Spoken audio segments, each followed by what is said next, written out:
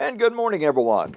Happy Monday morning to you. Hope everything's going great so far. I've been here for a while and really trying to get caught up from being out of the office. We've had 2 or 3 days here in southern Oklahoma of black ice, and so I was kind of stuck at home. Could have gotten out. Didn't see any need for it. Well, anyway, my name is Don K. Preston. I am the president of Preterist Research Institute of Ardmore, Oklahoma, and this is what I call my morning musings. We're currently looking at the eschatology of the Books of Thessalonians. We have examined 1 Thessalonians all the way up to and after 1 Thessalonians 4:13 and following. We have looked at 2 Thessalonians, and we have seen that there's one united story of eschatology. There is the language of imminence, that the day of the Lord that Paul is discussing was to happen in the lifetime of the Thessalonians. Pardon me. Well, obviously, when we come to 1 Thessalonians chapter 4, it's really the crux interpretum, to use that term, of futurism. The dispensationalist says it's all about a rapture.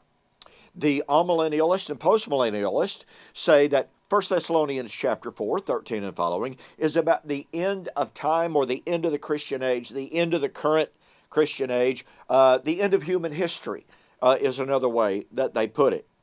Well, the point of fact is, in order to make 1 Thessalonians chapter 4 refer to something future, one has to be able to divorce it from all of the other references to eschatology that we have examined thus far, and to reiterate, all of those other references are references to something that was going to happen in the lifetime of the first century church. There is not one hint, not one suggestion, not one syllable to justify an application of any of these other references and discussions of eschatology into your future or mine.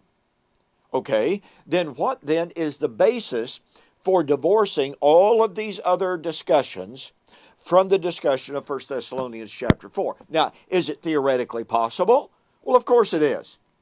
It's theoretically possible that Paul had in mind something that would in fact be at the end of the human history. It is theoretically possible that Paul was discussing something radically, totally different in 1 Thessalonians chapter 4 from what he had discussed previous to that and after that. But where is the evidence for that? We have the exact, precise, same terminology. We have the exact same, precise motifs and themes. And we have the exact same and precise time parameters in 1 Thessalonians chapter 4 that we do in the rest of the Thessalonian epistles. The question therefore becomes, what is the basis for delineating between 1 Thessalonians chapter 4 and the rest of the Thessalonian epistles as they relate to eschatology? These are serious hermeneutical questions that have to be faced, have to be confronted by anyone that would suggest that 1 Thessalonians chapter 4 is indeed something radically disparate from the rest of Thessalonians. So we have come to 1 Thessalonians chapter 4, and we have seen that Paul is in fact on the same page, as it were, with the entire discussions that he had previously and after 1 Thessalonians chapter 4. We come now to 1 Thessalonians chapter 4, verse 15, where Paul said, "This we say to you by the word of the Lord."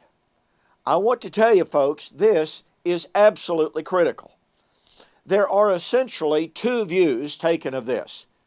Some try to make these two views exclusionary. It's either this or it's either that.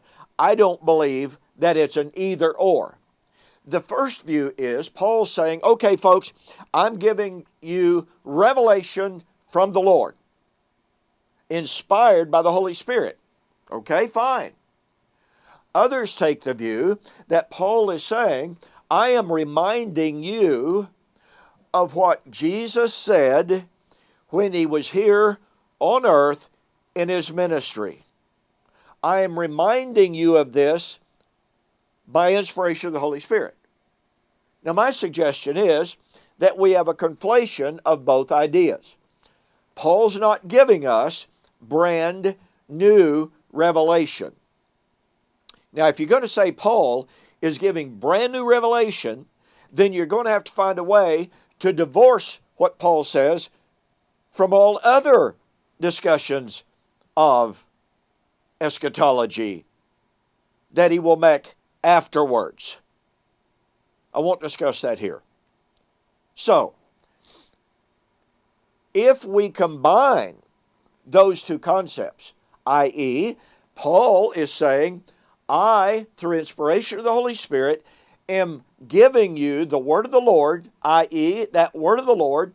I am reiterating that. I am re-emphasizing that. I am reteaching that to you. And that teaching is what Jesus taught when he was here on earth. I am expanding that. I am giving that to you to assure you in your moment of concern. Folks, I believe, and by the way, this is the consensus of scholarship. That doesn't prove the case by itself, certainly, but it is widely agreed in scholarship that what Paul was doing was reiterating and reaffirming what Jesus taught in the Olivet Discourse. In coming sessions, I'm going to share with you why that must be true. But in today's session, I want to share this with you. If what Paul says in 1 Thessalonians chapter 4, 13 to 18, is the reiteration of what Jesus taught in the Olivet Discourse, then there can be no doubt whatsoever that 1 Thessalonians chapter 4 was to be fulfilled in AD 70. Now I want to tell you, I elucidate and I demonstrate the parallels between the Olivet Discourse and 1 Thessalonians 4, 13 to 18 extensively in my book, We Shall Meet Him in the Air, the Wedding of the King of Kings. There are a minimum of 22 direct parallels. Do you catch the power of that?